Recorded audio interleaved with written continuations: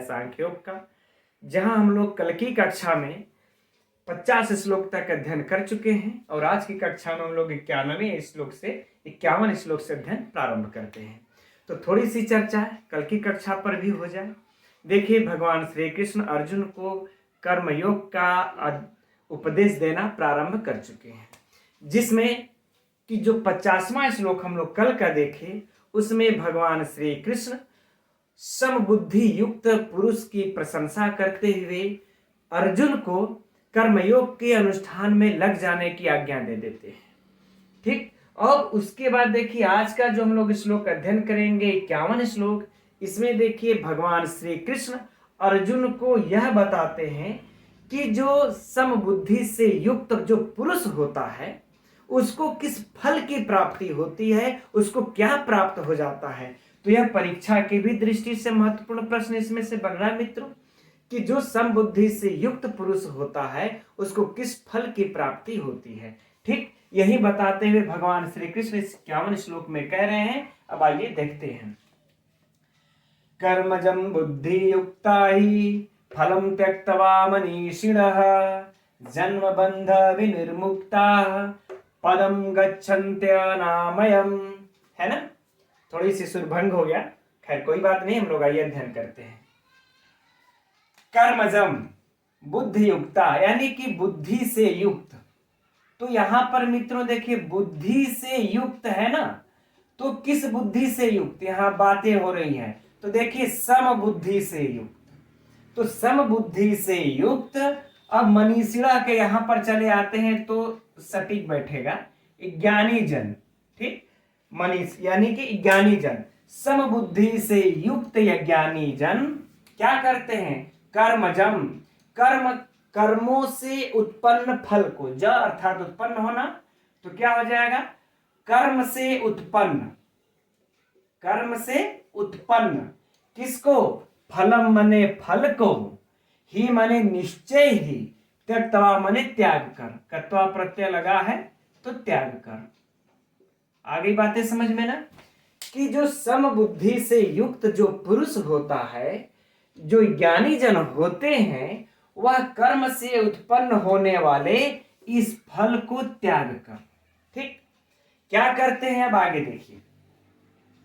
जन्म बंध विनिर्मुक्ता, करें जन्म और मरण के बंधन से मुक्ता यानी कि मुक्त होकर के, जन्म और मरण के बंधन से मुक्त होकर के पदम गच्छन्ति, पदम मने पद को, गच्छन्ति मतलब प्राप्त करते हैं।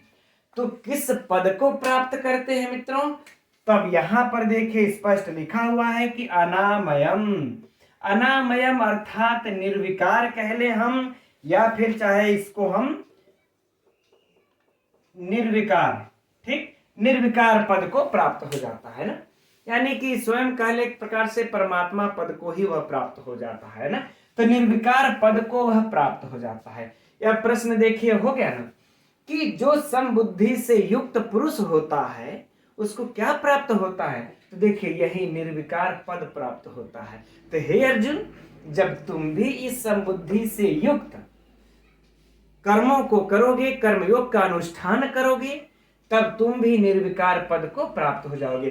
क्योंकि जस्ट हम लोग कल की कक्षा में अध्ययन किए 50वें में भगवान श्री कृष्ण अर्जुन को कर्मयोग में ही लगने के लिए कहते हैं, कर्मयोग का अनुष्ठान करने के लिए कहते हैं, है ना। तस्मात्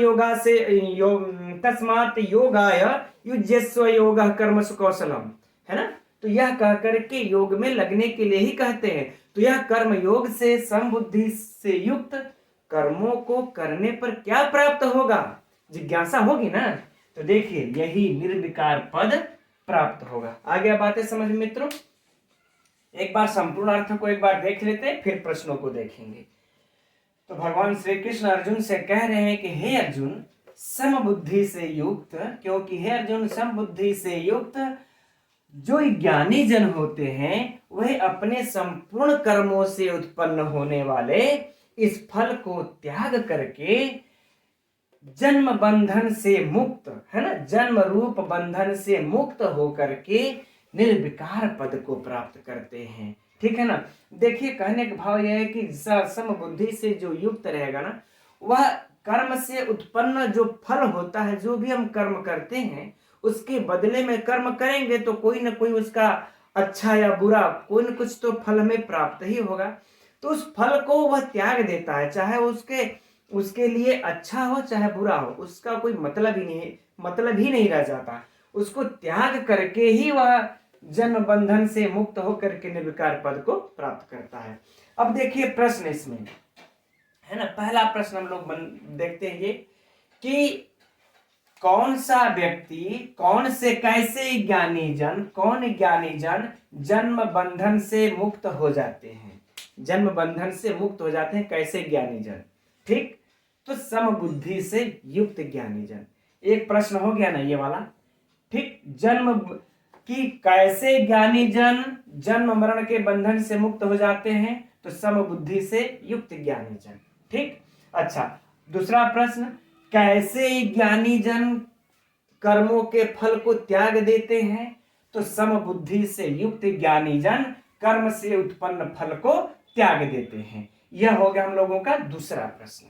अब देखिए तीसरा और सबसे महत्वपूर्ण प्रश्न कि कौन व्यक्ति, कौन पुरुष, कौन ज्ञानी जन जो भी संबोधित करके परीक्षा में पूछते निर्विकार पद को प्राप्त करता है। यह निर्विकार पद को कौन प्राप्त करता है, तो बुद्धि युक्ता, कि जो समबुद्धि से युक्त होता है वही इस निर्विकार पद को प्राप्त करता है। यह हो गया मित्रों सबसे महत्वपूर्ण तीसरा प्रश्न।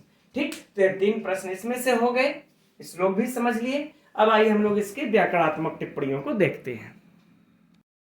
तो व्याकरणात्मक टिप्पणी में हम लोग सबसे पहले देखते हैं बुद्धि युक्ता। इसमें देखिए समास हुआ है बुद्धिया युक्त, तृतीया तत्पुरुष समास।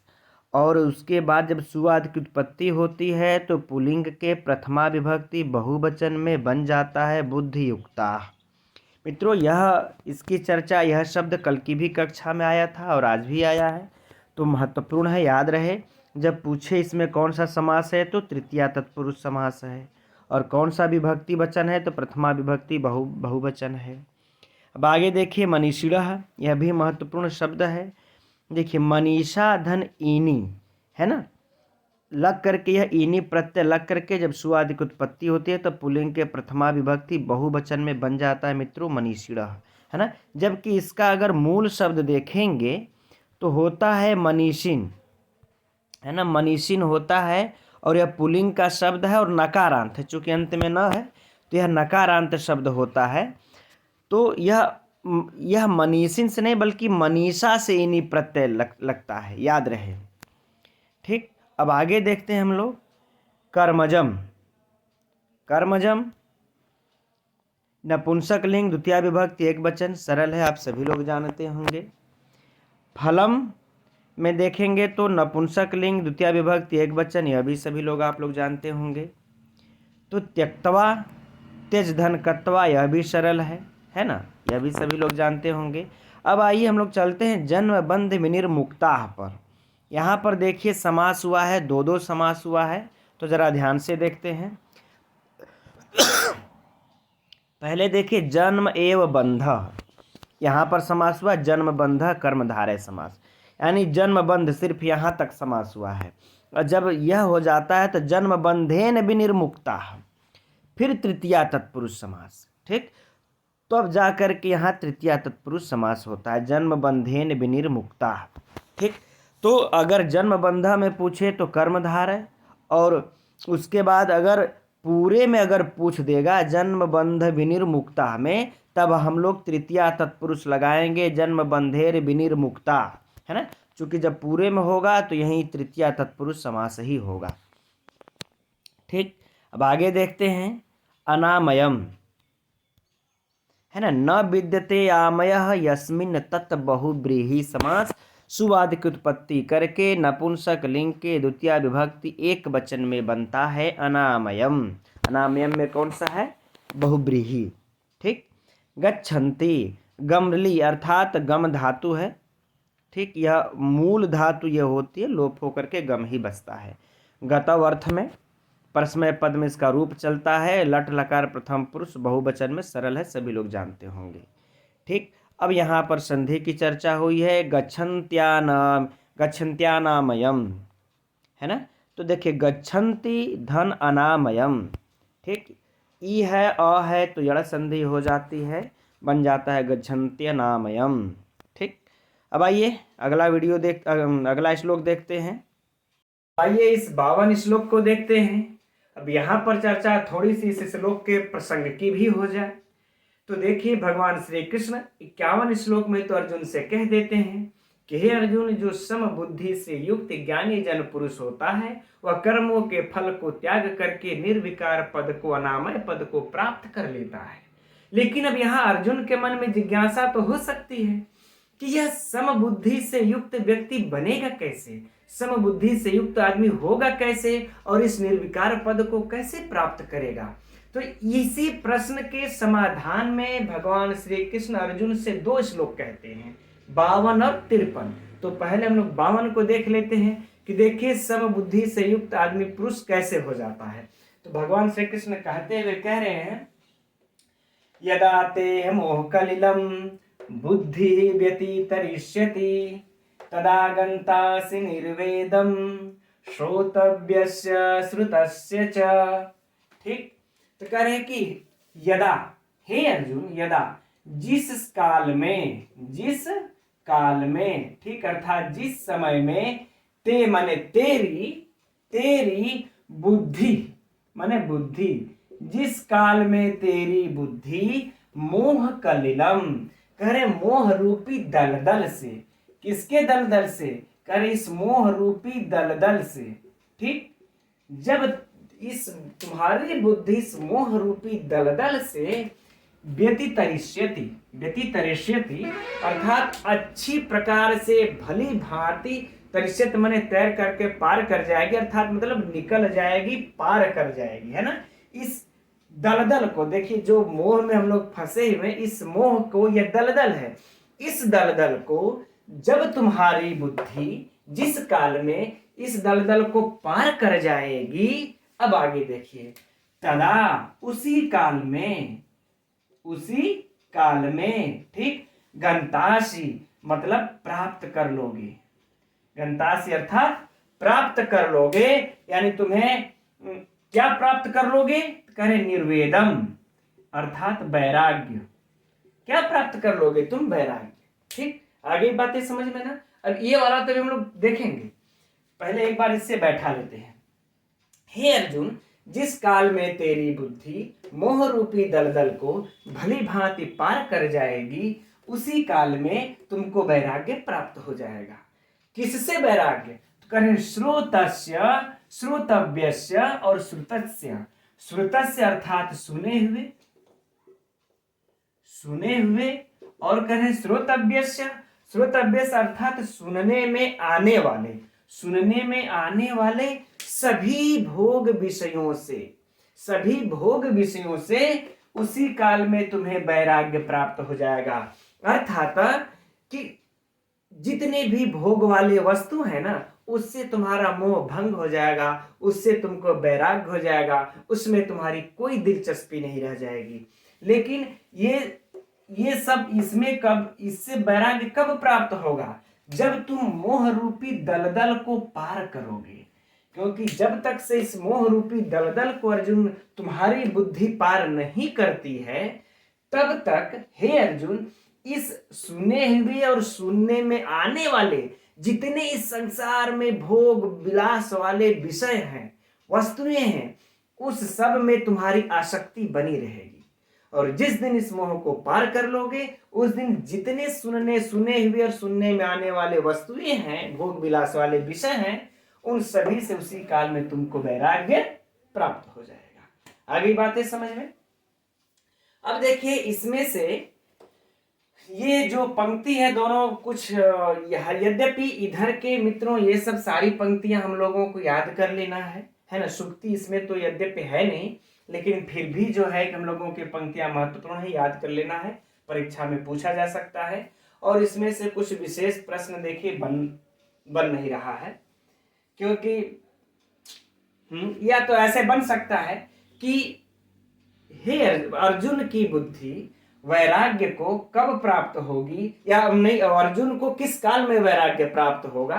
तो लिखिए, जिस समय इसकी बुद्धि मोह रूपी दलदल को पार हो जाएगी, या फिर जब मोह रूपी दलदल से बुद्धि पार कर जाती है भली भांति, तब मनुष्य को क्या प्राप्त हो जाता है? उसी काल में वैराग्य प्राप्त हो जाता है, सुने हुए चाहे सुनने में आने वाले सभी भोग विषयों से। ठीक मित्रों, अब इसके व्याकरणात्मक टिप्पणियों को देखते हैं। इसका व्याकरणात्मक टिप्पणी मित्रों, देखिए, बुद्धि, यह शब्द तो बार बार आ रहा है, हम लोग बार बार इसको पढ़ रहे हैं। स्त्रीलिंग, प्रथमा विभक्ति, एक वचन। ठीक है, याद रहे, ऐसा ना हो कि परीक्षा में पूछ दे तो यहीं गलत हो जाए। मोह कलिलम, यहाँ पर देखिए समास हुआ है, ध्यान देंगे इसको। मोह एव कलिलम अर्थात कर्मधारय समास। सुआदि की उत्पत्ति कर नपुंसक लिंग द्वितीया विभक्ति एक वचन में बन जाता है मोह कलिलम। तो मित्रों, इसमें कौन सा समास है? कर्मधारय समास। बार बार बोलते रहें, याद रहे। ठीक, आगे देखिए, व्यतिरिष्यति।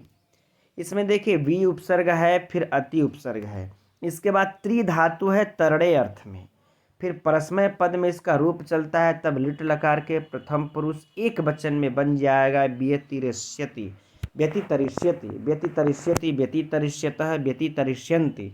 ठीक, तो लिट लकार प्रथमा पुरुष के एक वचन में, यह इसकी हो गई पूरी व्युत्पत्ति। अब आगे देखिए, यहाँ पर संधि भी हुआ है। बुद्धि ही बुद्धिर व्यतिरष्यति, है ना, तो बुद्धि धन व्यतिरष्यति अर्थात विसर्ग संधि, विसर्ग को रेप होकर के इस य के ऊपर चला गया है। ठीक, आगे देखिए, श्रोतव्यस्य, श्रु धन तव्यत, नपुंसक मतलब श्रु में तव्यत प्रत्यय लग करके फिर सु आदि की उत्पत्ति करके नपुंसक लिंग के षष्ठी विभक्ति के एक वचन में बन गया है श्रोतव्यस्य। ठीक, अब आगे देखते हैं, श्रुतस्य, इसमें श्रु में देखिए कत लगा है, श्रु में कौन सा प्रत्यय लगा है? कत प्रत्यय लगा है। इसके बाद फिर सुआद की उत्पत्ति करके नपुंसक लिंग षष्ठी विभक्ति के एक वचन में श्रुतस्य। चूंकि मित्रों ये सब प्रत्यय लगते हैं तो फिर इसके रूप चल पड़ते हैं, है ना। तो जब रूप चल पड़ते हैं तो देखिए यहाँ पर नपुंसक लिंग के षष्ठी विभक्ति के एक वचन में बनेगा श्रुतस्य। अगला है गंतासी, फिर है वही गम धातु है, गतौ अर्थ में लुट लकार के मध्यम पुरुष एक वचन में क्या बन जाता है? गंतासी। इसको गमरली अर्थात गम ही हम पढ़ेंगे, है ना, सरल है ये। ठीक है, अब अगला श्लोक देखते हैं। आगे देखिए, इस श्लोक 53 में भगवान श्री कृष्ण अर्जुन से कह रहे हैं, जब तुम्हें वैराग्य प्राप्त हो जाएगा तब अब अगली प्रक्रिया क्या होगी? तुम्हें जब इस श्रुतस्य श्रोतव्यस्य इन दोनों से जब वैराग्य प्राप्त हो जाएगा तो देखो अगली प्रक्रिया क्या होगी, सुनो। श्रुति विप्रतिपन्ना ते यदा स्थास्यति निश्चला समाधावचला बुद्धिस्तदा योगम अवाप्स्यसि। करे हे अर्जुन, श्रुति विप्रतिपन्ना अर्थात भांति भांति के वचनों को सुनने से विचलित हुई, ते मने तेरी, बुद्धि मने बुद्धि, यदा मने जब, जब तेरी बुद्धि अर्थात इस संसार में, इसके कहने का भाव यह है ना कि संसार में देखिए तमाम प्रकार से बातें चल रही हैं, तमाम प्रकार से सुख सुविधा के लिए, विषयों के लिए, भोगों के लिए लोग पता नहीं क्या क्या कहते रहते हैं, वेदों में भी कही हुई है और तमाम प्रकार से बातें हैं। ठीक है, तो इन सबों को सुनने से जब तेरी बुद्धि विचलित होकर के वैराग्य को प्राप्त होकर के, ठीक, क्या निश्चला माने अचल हो जाएगी, अचल हो करके समाधव, अचला, यह देखिए समाधव यहां पर विच्छेद कर देंगे हम लोग तो क्या हो जाएगा? समाधव फिर अचला। ठीक, आव हो गया आदि संधि। तो समाधव, समाधव अर्थात परमात्मा में, कहां पर? परमात्मा में। अचला मतलब स्थिर, अचला मतलब स्थिर होकर के क्या कह रहे हैं कि जब यहां स्थास्यति माने ठहर जाएगी, क्या करेगी? ठहर जाएगी। अब आगे बातें समझ लो, फिर से इसको इतने को समझिए तब कि हे अर्जुन, ये भांति भांति के वचनों को सुनने से विचलित हुई, जब तेरी बुद्धि अचल होकर के परमात्मा में स्थिर होकर के स्थास्यति माने ठहर जाएगी, स्थिर होकर के, निश्चल होकर के जब परमात्मा में ठहर जाएगी, है ना। क्योंकि देखिए वैराग्य होने से भी कुछ होने वाला नहीं है तुमको, ठीक है, श्रुतस्य श्रोतव्यस्य इन दोनों से वैराग्य तो हो जाएगा, लेकिन देखो फिर भी कुछ नहीं होगा। तुम्हारी बुद्धि को अपनी, तुम्हारी बुद्धि जब परमात्मा में, किसमें, जब परमात्मा में स्थिर होगी, अचल होकर के जब ठहर जाएगी, रुक जाएगी परमात्मा में जाकर के, तदा, तब तब योगम अवाप्स्यसि, तब तुम योग को प्राप्त करोगे। इस प्रकार से देखो, इस प्रकार से योग को प्राप्त नहीं करोगे, वहां पर तो भगवान श्री कृष्ण ने कह दिया है ना, यदा तेह मोह कलिलम बुद्धि व्यतितरिष्यति, कि जब तेरी बुद्धि इस मोह रूपी दलदल को पार कर जाएगी, तब तू जो है इस श्रुतस्य श्रोतव्यस्य च, है ना, इस सुने और जो सुनने में आने वाले हैं इन सभी से तुमको वैराग्य हो जाएगा। तो वैराग्य हो जाएगा तो क्या उससे तुम योग को प्राप्त कर लोगे? नहीं, सिर्फ वैराग्य होने से अर्जुन तुमको योगम अवाप्स्यसि, योग की प्राप्ति नहीं होगी। तुमको अपनी बुद्धि को, ये तुम्हारी बुद्धि जब जा करके समाधौ अर्थात परमात्मा में जब अचला, निश्चला और स्थास्यति, यानी कि अचल स्थिर होकर के, निश्चल होकर के जब परमात्मा में ठहर जाएगी, तदा, तब जाकर के तुमको योगम अवाप्स्यसि, तब तुम्हें योग की प्राप्ति होगी। ठीक, आगे बातें समझ में है ना। अब यहां तक देखिए भगवान श्री कृष्ण की बातें रही, है ना। अब आइए, अच्छा, अब आगे 54वें श्लोक में चर्चा कर लेंगे। अब इसमें हम लोग प्रश्न को देखते हैं, ठीक है। तो इसमें भी कुछ विशेष प्रश्न देखिए बन नहीं रहा है, तो हम लोग आगे अब व्याकरणात्मक टिप्पणियों को देखते हैं। तो ये रहा इस श्लोक का व्याकरणात्मक टिप्पणी मित्रों। आइए विप्रति पन्ना से प्रारंभ करते हैं। वि उपसर्ग है, देखिए इसमें प्रति उपसर्ग है, पद धातु है, कट प्रत्यय लग करके तब बनता है, देखिए विप्रति पन्ना, विप्रति पन्ना। अब अगला है देखिए श्रुति विप्रति पन्ना। अब यहाँ पर देखिए समास हुआ है, किसमें? श्रुतौ विप्रति पन्ना सप्तमी तत्पुरुषः। सु आदि की उत्पत्ति होती है तो स्त्रीलिंग के प्रथमा विभक्ति एक वचन में बन जाता है श्रुति विप्रति पन्ना। अगर विप्रति पन्ना पूछेगा मित्रों तो यहाँ देखिए वि प्रति पद धन कत है, और जब इसमें समास पूछ दे श्रुति विप्रति पन्ना में श्रुति जोड़ करके तो सप्तमी तत्पुरुष है। ठीक, याद रखेंगे हम लोग। फिर देखिए वहीं आया है बुद्धि, स्त्रीलिंग प्रथमा विभक्ति एक वचन, जानते हैं, आगे बढ़ते हैं। समाधव, यह भी वाक्य पहले कल या परसों कक्षा में आ चुका है। पुल्लिंग सप्तमी विभक्ति एक वचन, याद रखेंगे। अब देखिए निश्चला, यह देखिए आकारांत स्त्रीलिंग का शब्द है और प्रथमा विभक्ति के एक वचन में बनता है, जैसे रमा रमे रमा चलता है वैसे ही निश्चला होगा। अब अचला, यहाँ पर तो समास हो गया है, न चला अचलाह, न तत्पुरुष समास, स्त्रीलिंग के प्रथमा विभक्ति एक वचन में बन जाता है अचला, यह भी रमा के समान ही रूप चलेगा, आकारांत। आगे देखिए समाधाव अचला, समाधव धन अचला, अयादि संधि है ना, औ को आव आदेश हो गया तो समाधाव अचला, बिल्कुल सही है। आगे देखते हैं बुद्धिस्तदा, बुद्धि धन तदा, है ना, विसर्ग संधि है, यहाँ पर स्पष्ट तौर पर दिख रहा है। आगे बढ़ते हैं, कोई बहुत ज़्यादा महत्वपूर्ण नहीं है। स्थास्यति, स्थास्यत में मित्रों देखिए जो धातु है स्था धातु है और गति निवृत्तौ अर्थ में है ना, गति निवृत्तौ अर्थ में है। प्रश्मय पद में इसका रूप चला है, लिट लकार के प्रथम पुरुष के एक वचन में बनता है स्थास्यति।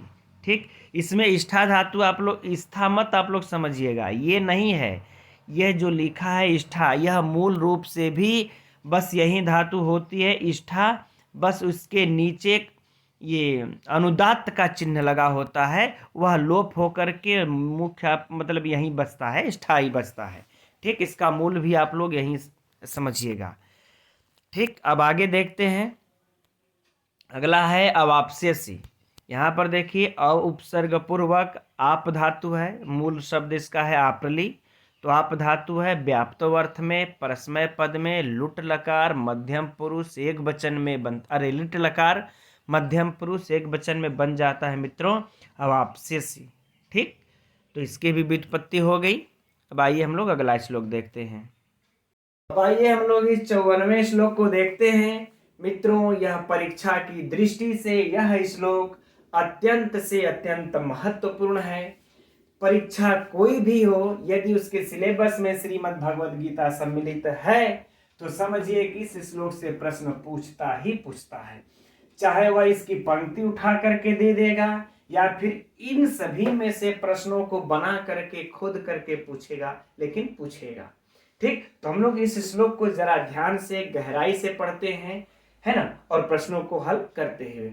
तो देखिए, भगवान श्री कृष्ण अर्जुन को जस्ट इससे पहले 53 श्लोक में तो बता देते हैं कि हे अर्जुन, तेरी बुद्धि जब परमात्मा में स्थित हो जाएगी तब तुम योग को प्राप्त हो जाएगा, अर्थात तेरा परमात्मा से नित्य संयोग हो जाएगा।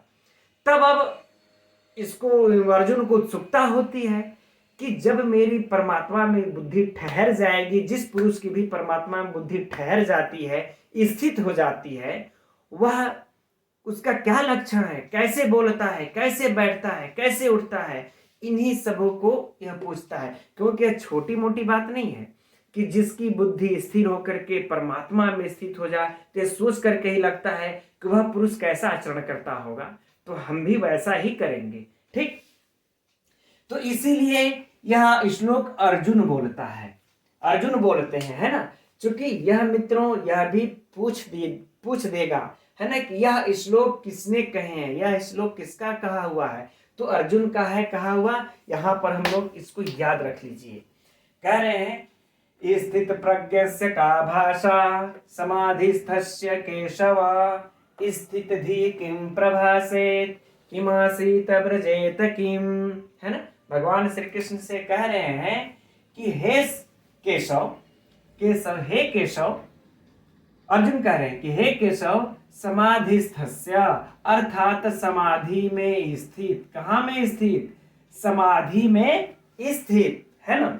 आगे फिर कह रहे हैं कि स्थित प्रज्ञस्य, स्थित प्रज्ञस्य, देखिए स्थित प्रज्ञस्य का मैं आप लोगों को डाउट बिल्कुल क्लियर कर देना चाहता हूं कि स्थित प्रज्ञस्य उसी को कहते हैं जो अभी हम लोग 53 श्लोक में पढ़े कि जिसकी बुद्धि जा करके जब समाधौ निश्चला अचला, है ना, अचला समाधौ वन, हम निश्चला समाधाव अचला हम लोग पढ़े थे कि जिसकी बुद्धि जब जा करके परमात्मा में निश्चल हो जाती है, स्थिर हो जाती है, उसके बाद स्थास्यति, वही ठहर जाती है। अब वहां से हिलेगी डुलेगी नहीं, जिसकी बुद्धि परमात्मा में जाकर के ठहर करके, वही व्यक्ति स्थित प्रज्ञ कहा जाता है। और अब उसी व्यक्ति का लक्षण भगवान श्री कृष्ण से अर्जुन पूछ रहे हैं, है ना। तो वही करें स्थित प्रज्ञ, तो ठीक, समाधिस्थस्य की समाधि में स्थित, और स्थित प्रज्ञस्य जिसकी बुद्धि परमात्मा में स्थित हो गई हो, वह का भाषा, भाषा मतलब आचरण, भाषा मतलब आचरण यानी लक्षण कर लेते हैं इसको। उसका लक्षण क्या है, उसका लक्षण का माने क्या है। ठीक, तो कह रहे उसका लक्षण क्या है। आगे बातें समझ लेना कि हे केशव, समाधि में स्थित, है ना, परम पिता के परमात्मा में स्थित हुई बुद्धि जिसकी होती है, उस व्यक्ति का भाषा यानी उसका लक्षण क्या है। और स्थित धी किम प्रभासेत, और जिसकी बुद्धि स्थित हो गई रहती है परमात्मा में, वह किम प्रभासेत मने बोलता है। वह कैसे बोलता है, जिसकी बुद्धि परमात्मा में स्थित हो गई होगी वह कैसे बोलता होगा। और किम आसीत, वह कैसे बैठता है। और ब्रजेत किम, और वह कैसे चलता है, और वह कैसे चलता है। ठीक, आगे बातें समझ में ना। फिर से एक बार अर्थ को देख लेते हैं। कह रहे हैं कि हे केशव, जिस व्यक्ति की, जो व्यक्ति समाधि में स्थित और परमात्मा में जिसकी बुद्धि स्थित हो जाती है, ठहर जाती है, वह स्थित प्रज्ञ पुरुष का लक्षण क्या है? वह स्थित प्रज्ञ पुरुष कैसे बोलता है, कैसे बैठता है, कैसे चलता है? तो इस प्रकार से मित्रों देखिए, पहला प्रश्न यहाँ, दूसरा प्रश्न यहाँ, तीसरा प्रश्न यहाँ, चौथा प्रश्न यहाँ। ये 4 प्रश्न पूछते हैं भगवान श्री कृष्ण से अर्जुन। किसके बारे में? स्थित प्रज्ञ के बारे में 4 प्रश्न पूछते हैं। तो देखिए, परीक्षा की दृष्टि से सब ये भी महत्वपूर्ण प्रश्न है। अगर अंदर तक जाकर के गहराई से यदि पूछा कि भगवान श्री कृष्ण से अर्जुन स्थित प्रज्ञ के बारे में कितने प्रश्न करते हैं, तो 4 प्रश्न करते हैं। ठीक, कौन कौन से करते हैं, उसका लक्षण क्या है, बोलता कैसे है, बैठता कैसे और चलता कैसे है, आगे बातें समझ में। अगला श्लोक, तो यह देखिए पंक्ति तो सभी हम मित्रों लोगों को, सभी लोगों के रट लेनी पड़ेगी, क्योंकि श्लोक उठा उठा करके दे देता है, पूछ देता है, तो यह हम लोगों को तो याद ही कर लेना है। और अगली बात, यह श्लोक किसका है, तो ये अर्जुन का है। ठीक है ना। अब देखिए, अब यहां से आप लोगों के लिए प्रश्नों का भंडार शुरू होगा जब स्थित प्रज्ञ पुरुष के लक्षण को भगवान श्री कृष्ण बताना प्रारंभ करते हैं। ठीक, तो मित्रों इस श्लोक को हम लोग अब लगभग अच्छे से देख लिए, है ना। अब आइए इसके हम लोग व्याकरणात्मक टिप्पणियों को देखते हैं। इस श्लोक के व्याकरणात्मक टिप्पणी में मित्रों जो सबसे खास है वह है स्थित प्रज्ञस्य, है ना। यह परीक्षा में पूछने योग्य है, महत्वपूर्ण है। इसमें देखिए समास हुआ है स्थिता प्रज्ञा यस्य सह तस्य, क्या हुआ, बहुब्रीहि समास, है ना। जिसकी अर्थात जिसकी बुद्धि स्थित हो चुकी है वह, तो कौन अन्य अर्थ हो गया, तो बहुब्रीहि समास। सुआदि की उत्पत्ति करके पुल्लिंग षष्ठी विभक्ति एक वचन में बन जाता है स्थित प्रज्ञस्य, है ना। षष्ठी विभक्ति है तो प्रज्ञस्य। अब आगे देखते हैं समाधिस्थस्य, समाधो, यहाँ पर भी देखिए समास हुआ है, समाधो स्थिता, समाधि में स्थित, तो में लग गया तो सप्तमी तत्पुरुष हो गया। फिर सुआदि की उत्पत्ति कर दिए तो षष्ठी विभक्ति के एक वचन में बन गया समाधिस्थस्य, है ना, समाधि इस पर। अब आगे देखते हैं स्थित धी। अब स्थित धी, स्थिता धी, यस्य स, यहाँ भी देखिए बहुब्रीहि समास है मित्रों, तो यह भी क्या है, बहुब्रीहि समास। फिर रूप चल करके प्रथमा विभक्ति के एक वचन में बन जाता है स्थित धी। तो यहाँ पर मित्रों हम लोगों को दो शब्द, एक स्थित प्रज्ञस्य और एक स्थित धी, दोनों में कौन सा समास है, बहुब्रीहि, और दोनों ही अत्यंत महत्वपूर्ण है, परीक्षा के लिए हम लोग याद रखेंगे। अब अगला है देखिए भाषा। भाषा में देखिए स्त्रीलिंग का शब्द है, आकारांत और प्रथमा विभक्ति के एक वचन में बनता है भाषा, यह भी रमा के समान ही रूप चलेगा। आगे देखिए है प्रभासेत, प्र उपसर्ग पूर्वक भास धातु है और वक्तायाम वाची अर्थ में। ठीक, और आत्मने पद में इसका रूप चलता है विधिलिंग लकार में प्रथम पुरुष के एक वचन में बन जाता है प्रभासेत। ठीक है मित्रों, यह जो है हम लोगों को अन्य परीक्षाओं के लिए भी हर जगह के साहित्य में के व्याकरणात्मक में टिप्पणियों में दिया रहता है। तीनों आसित भी व्रजेत भी, है ना। अब आइए आसित का देखते हैं। देखिए आस धातु है उपवेशने अर्थ में, और आत्मने पद के विधिलिंग लकार में इसका रूप चलता है। तो विधिलिंग में देखिए यहाँ पर हलंत नहीं रहता है। जब प्रथम पुरुष के जब एक वचन में रूप चलता है तो यहाँ पर हलंत नहीं रहता, यह याद रखेंगे। सेम वह भी है ब्रजेत, ब्रज धातु गतव अर्थ में आत्मने पद में इसका भी रूप चलता है, और विधिलिंग में देखिए प्रथम पुरुष में यह ऐसे रूप बनता है, इसमें भी हलंत नहीं रहेगा। ठीक है मित्रों, आइए अब हम लोग आगे बढ़ते हैं।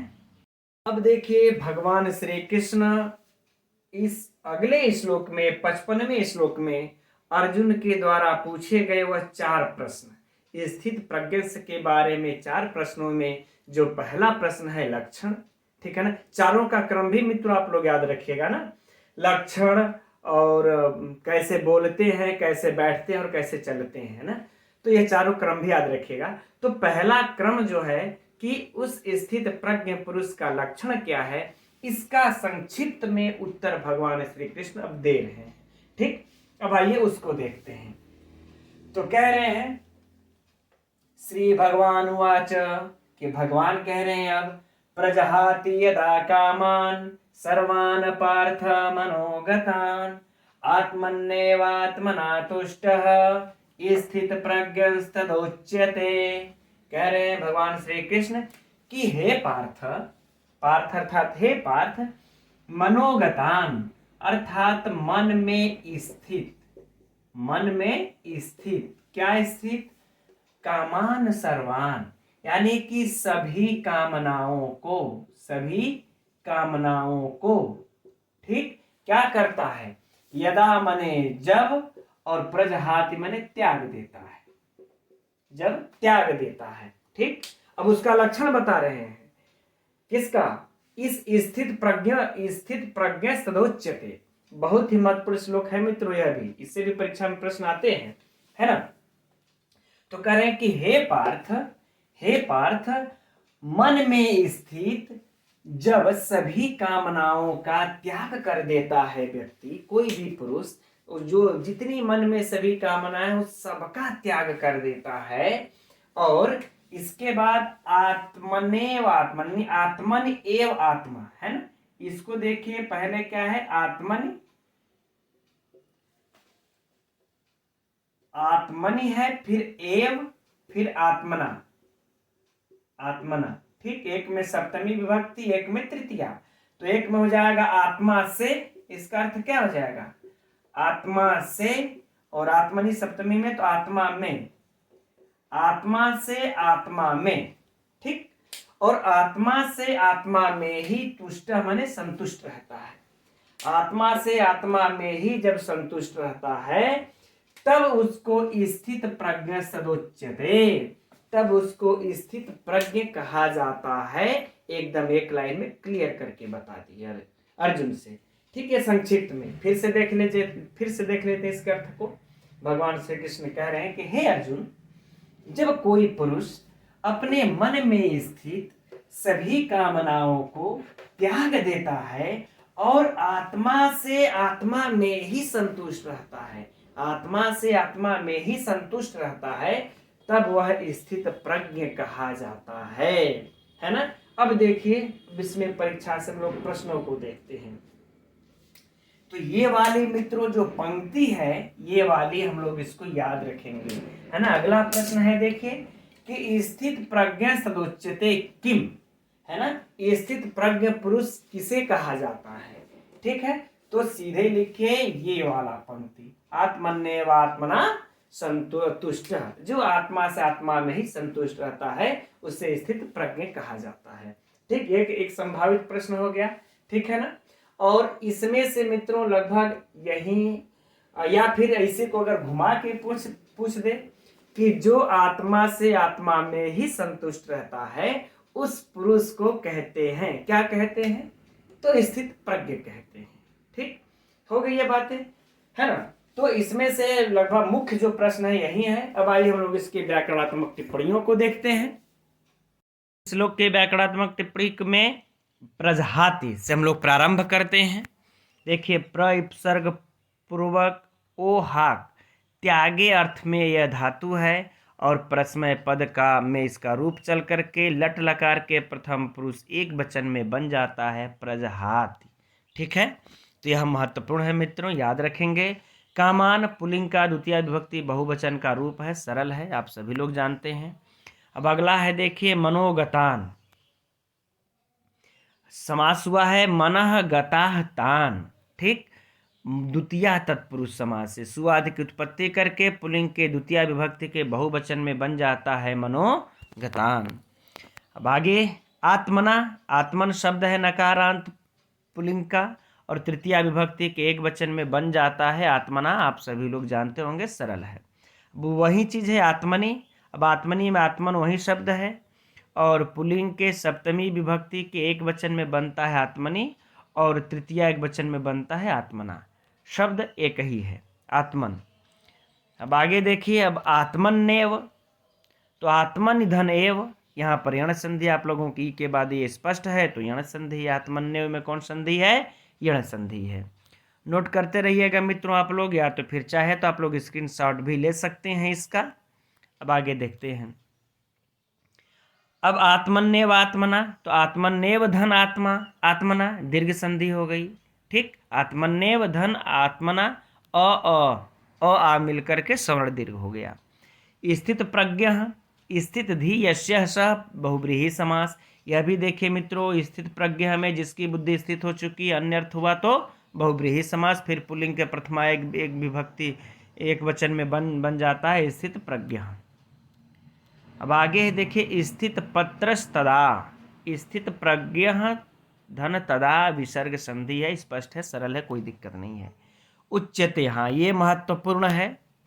वच धातु से परिभाषणे अर्थ में परस्मय पद में लट लकार के प्रथम पुरुष एक वचन में बन जाता है मित्रों उच्यते। तो इसमें वच धातु है, वच याद रखेंगे, उच्च नहीं लगा देंगे यहाँ पर। ठीक है। अब गतान गमरली धनकत, कोई खास महत्वपूर्ण नहीं है। तुष तुष्टः तुष धन कत। ठीक है, यह सभी लोग आप लोग जानते होंगे। अब आइए हम लोग आगे बढ़ते हैं। तो मित्रों, अब आज की कक्षा को इसी 55 श्लोक पर ही हम लोग समाप्त करते हैं। अब कल की कक्षा में हम लोग 56वें श्लोक को देखा जाएगा। और आप लोगों को यह कक्षा कैसी लगी आप लोग कमेंट्स करके हमें अवश्य बताइएगा। तो अब हम लोग कल मिलते हैं इसी समय 7:30 बजे। नमो नमः।